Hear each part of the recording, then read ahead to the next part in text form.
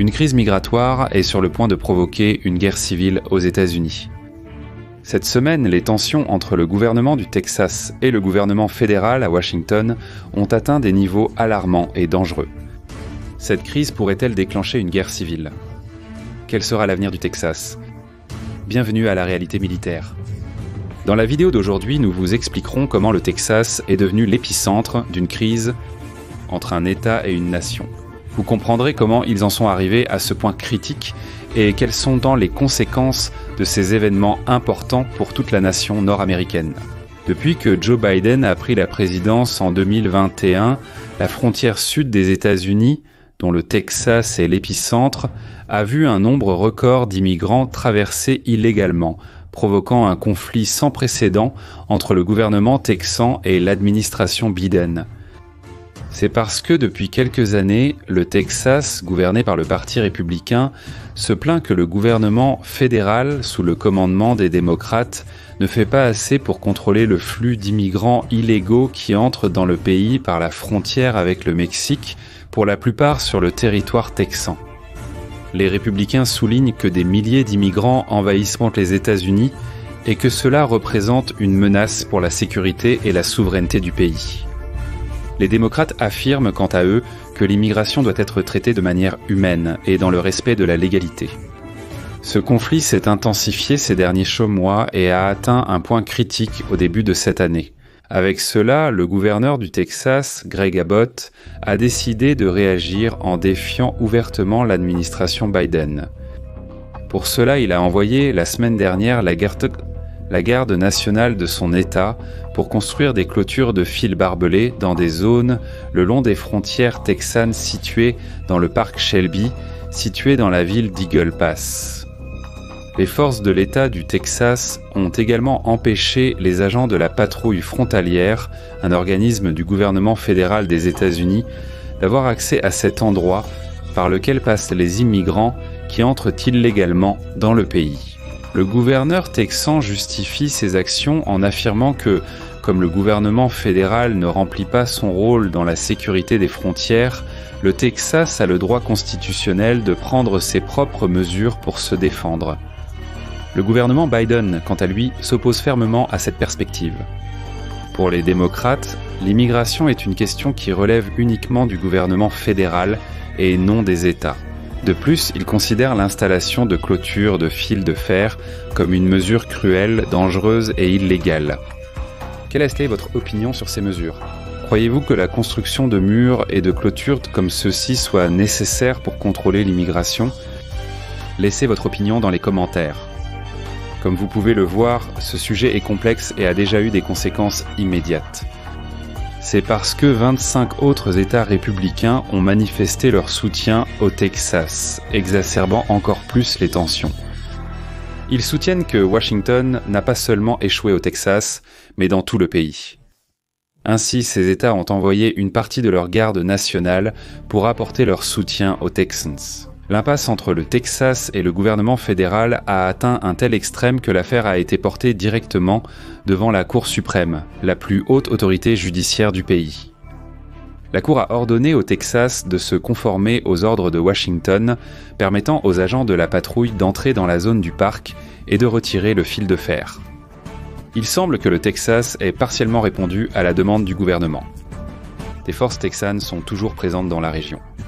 Pour aggraver les choses, tout cela se produit à un moment d'extrême polarisation aux États-Unis, entre les États et les républicains et les démocrates. La situation a atteint un point critique, où beaucoup parlent déjà de la possibilité que le Texas quitte le pays et devienne une nation indépendante. Ou encore, dans un scénario encore pire, les États-Unis subissent une désintégration similaire à ce qui s'est passé avec l'Union soviétique dans le passé. Mais est-ce que cela serait possible ? Existe-t-il un mécanisme légal prévu dans la Constitution américaine pour qu'un État quitte un pays ? Eh bien, pour répondre à cette question, nous devons d'abord comprendre comment le Texas s'est intégré aux États-Unis. À l'origine, cette vaste région faisait partie du Mexique jusqu'en 1836, lorsque, après une série de conflits, y compris la célèbre bataille d'Alamo, le Texas s'est proclamé une république indépendante. Pendant près d'une décennie, la République du Texas a existé en tant que nation souveraine, affichant fièrement son drapeau solitaire, symbole de son indépendance et de son unicité. Mais l'annexion du Texas aux États-Unis en 1845 a marqué un point important dans l'histoire de l'État et de la nation. Cet événement n'a pas seulement été une grande conquête pour les expansionnistes américains, mais a également déclenché la guerre américano-mexicaine, qui a redéfini la plupart des frontières du pays, faisant perdre au Mexique près de la moitié de son territoire. L'incorporation du Texas, un vaste territoire aux ressources abondantes, a renforcé l'économie et la puissance militaire des États-Unis, une puissance qui est toujours évidente aujourd'hui. L'héritage mexicain, associé à l'influence américaine, a créé un mélange unique reflété dans sa culture. Et cette histoire singulière du Texas est fondamentale pour comprendre son rôle actuel dans le débat sur l'immigration et sa relation délicate avec le gouvernement fédéral. L'importance du Texas pour les États-Unis est vitale. Le Texas n'est pas seulement gigantesque en taille, mais aussi en son impact économique et stratégique. Son économie est si grande que, si elle était un pays indépendant, elle serait parmi les 10 plus grandes du monde. Pour vous donner une idée, l'économie du Texas à elle seule dépasse toute l'économie de pays comme la Russie, l'Italie et le Canada. L'importance de l'État peut être vue dans plusieurs secteurs clés. Son industrie pétrolière et énergétique, par exemple, est considérée comme l'une des plus grandes des États-Unis, représentant près de la moitié de la production américaine. De plus, la localisation du Texas en fait un point clé pour le commerce et la sécurité, car parmi les 4 États américains qui bordent le Mexique, le Texas a la frontière la plus longue et le plus de points d'entrée et de sortie. Et c'est précisément cette position frontalière qui le place au cœur de la crise migratoire actuelle, où les décisions prises au Texas ont de profondes implications pour le reste du pays en termes de sécurité nationale. Et c'est précisément la question de l'immigration qui est à la racine de la discorde. La crise migratoire pourrait-elle être le point de rupture qui brise la nation américaine ? Ces dernières années, la crise migratoire à la frontière sud, avec le Texas comme l'un de ses points les plus critiques, a atteint des niveaux alarmants. Les chiffres parlent d'eux-mêmes. Dans le secteur du Rio Grande, qui comprend Del Rio, il y a eu plus de 400 000 rencontres avec des immigrants en 2022. Et ce ne sont là que les chiffres pour un secteur. Le nombre total d'immigrants entrant illégalement aux États-Unis n'a jamais été aussi élevé. L'année dernière, toujours plus de 2,5 millions ont franchi illégalement la frontière. C'est presque 1% de la population américaine qui franchit la frontière chaque année. En raison de sa situation géographique, le Texas est devenu le principal point de transit pour la majorité des immigrants cherchant à entrer aux États-Unis. C'est la raison principale pour laquelle le gouvernement du Texas, sous la direction de Greg Abbott, a adopté une position très dure contre l'immigration illégale. Vous vous demandez probablement, mais le Texas peut-il vraiment installer des clôtures et déployer des troupes pour protéger ses frontières d'État ? Ne sont-ils pas tenus de respecter la Constitution ? Il semble que le Texas ait un statut spécial. Cela est dû au fait qu'ils ont l'une des positions les plus dures, sinon la plus dure, contre l'immigration illégale aux États-Unis. Cette position était basée sur sa longue histoire en tant qu'État frontalier et sa tendance politique républicaine qui défend traditionnellement des politiques d'immigration plus strictes.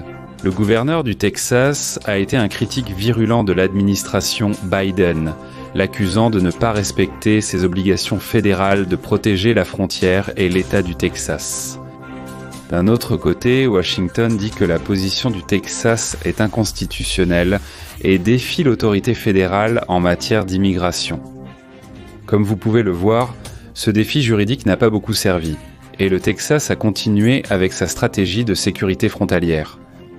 De plus, l'État cherche à élargir son rôle dans l'application des lois sur l'immigration de l'État. Cela comprend des politiques qui permettent aux autorités du Texas d'arrêter et de renvoyer les immigrants au Mexique, une fonction traditionnellement réservée au gouvernement fédéral.